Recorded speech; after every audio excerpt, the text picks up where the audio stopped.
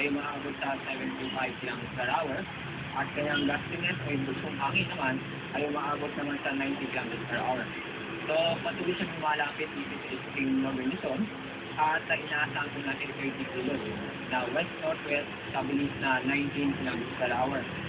Kaya nagtaas po tayo ng public storm warning season number 2 dito sa Cagayan, including Kalayaan Group of Islands, Batanes Group of Islands, Isabela, Apayao, Manila, Ilocos Norte, Abra, at Mountain Province.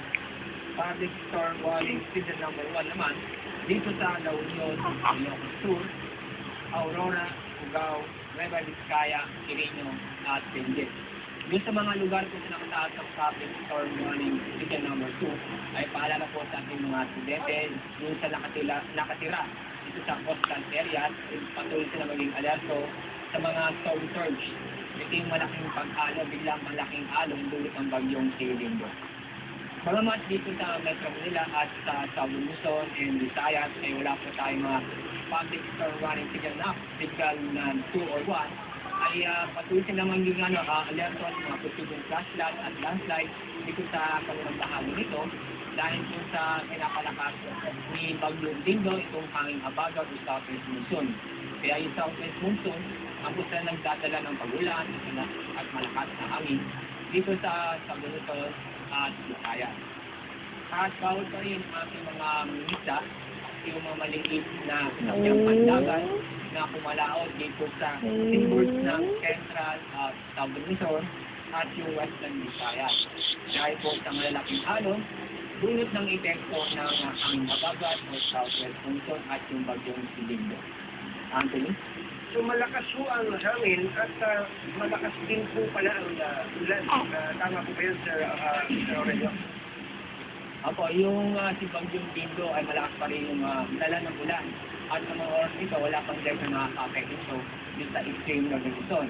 At kung inasang po natin sa mga oras ito ay lalapit na mismo sa extreme northern Luzon at aasahan po nila ang daming ulan. Ang estimate po namin na daming ulan dalaan yung Bagyong Lindol ay mula 15 hanggang 25 mm kada oras. So, heavy rain po yan. Pero dito sa kapatid naman, yung dala ng pag-ulan dito sa Southern Luzon and Visayas ay asahan po natin yung moderate to heavy rain po. Opo. Okay, maraming salamat po.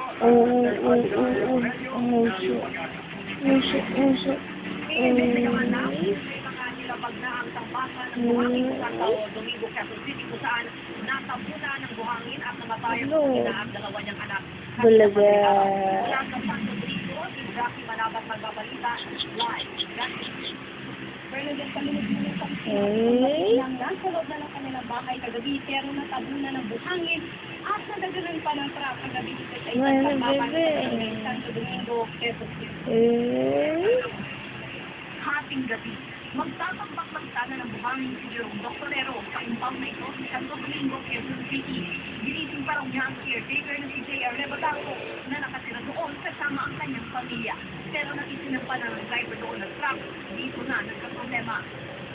Tapos napapasok ko sa malambot na sa lupa. Dahil kumauna yung gulong. Hindi na nakali. Unti-unti nang tumaginig yung truck mo sa nabuhay.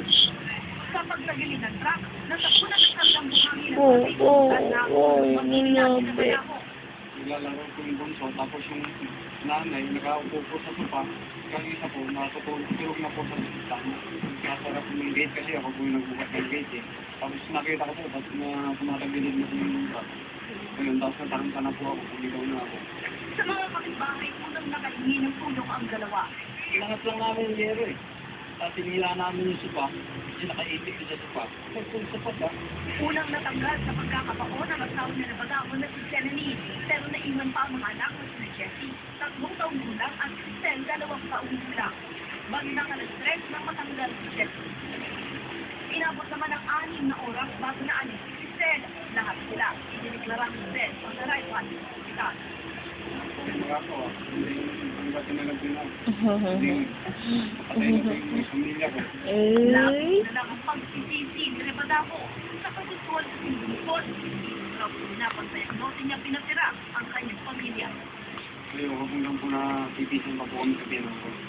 Sa mga tambakan bawal ang pagdala ng pamilya lalo na delikado. Isa ito kung nasisilip ng barangay na nilabag ng tambakan. Pagkakamali nito, una, walang ilaw. Pangalawa, siguro yung guide nila, hindi natansya, malambot itong lupa. Hindi ko naman nasisisip ito eh. May barangay clearance daw ang tambakan, pero dahil sa trahedya, masupit na ang barangay. Ngayon ang naging na ang kanya truck na nakakaroon sa kaso ang bagong kaso. At pinapatawag naman ng may-ari ng truck at ng loteng ito para sa pagdating. Balik sa'yo, maraming salamat, Rahim Manaba. Samantala, hindi naman malaman ng pamilya ng nasawing mag-iina kung paano nila tutuspusan ang burol at pagpapalibing sa mga biktima. Ang live mula sa UDMC sa Luzon at Quezon, si Francis Pobre magmamalita. Francis, kumusta na? Alex, alam mo, habang buhay na raw na uustigin ng kanyang konsensa ang ama at asawa ng mga nasungi sa aksidente na may tuturing daw nila na masamang mahungod ng mga naulila ng mga biktima. Sa mga loob, di na napila ng kapatid ng biktima sa Maconda na tubuhin ang kinakasama nitong si J.R. Bataco.